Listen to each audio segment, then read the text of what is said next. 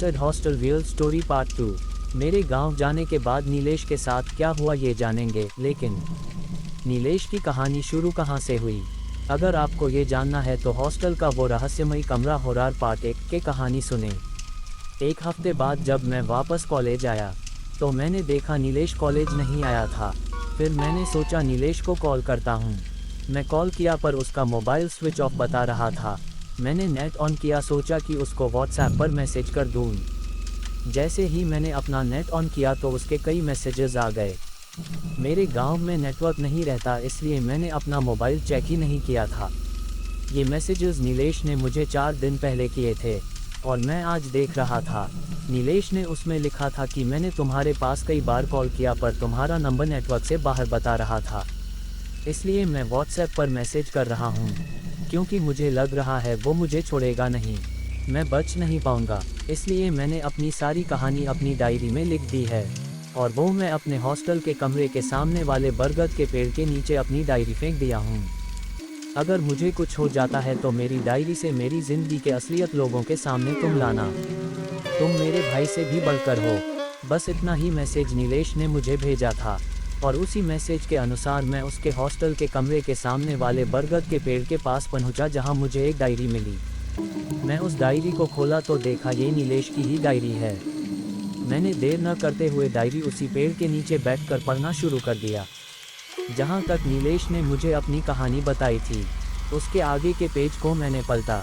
वहां नीलेश ने लिखा था, आज मैं वापस अपने हॉस्टल में रात में आया।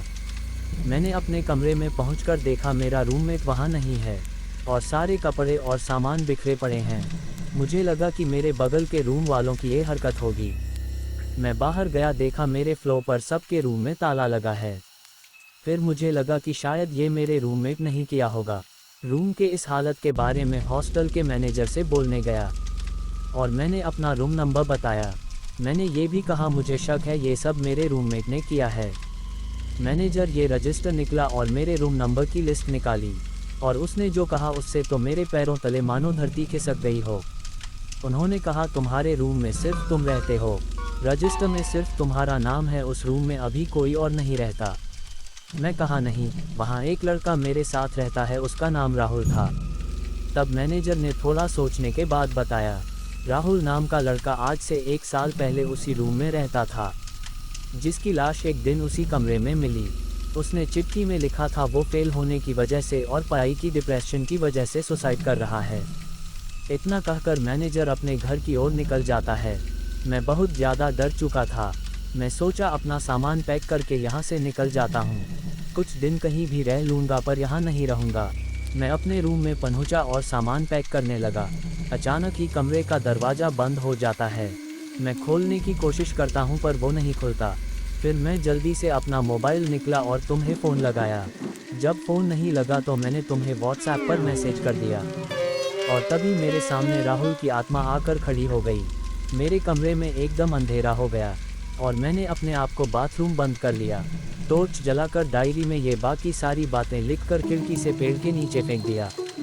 इसके आगे डायरी में कुछ भी नहीं लिखा था। नीलेश के साथ क्या हुआ ये मुझे जानना था, इसलिए मैं नीलेश की डायरी पढ़ने के बाद तुरंत ही उसके हॉस्टल में उसके मैनेजर से मिलने गया और उनसे पूछा कि नीलेश कहाँ है। उन्होंने दुख से बोला, 3 दिन पहले सुबह को उसके कमरे में उसकी लाश मिली। अब वो हमारे बीच नहीं रहा। मैंने पूछा कैसे हुआ ये सब, तो उन्होंने कहा किसी को नहीं पता, सभी को यही लग रहा है ये एक सुसाइड है। उन्होंने कहा अब उस कमरे में ताला लग गया है और आज भी उस हॉस्टल में वो कमरा बंद है।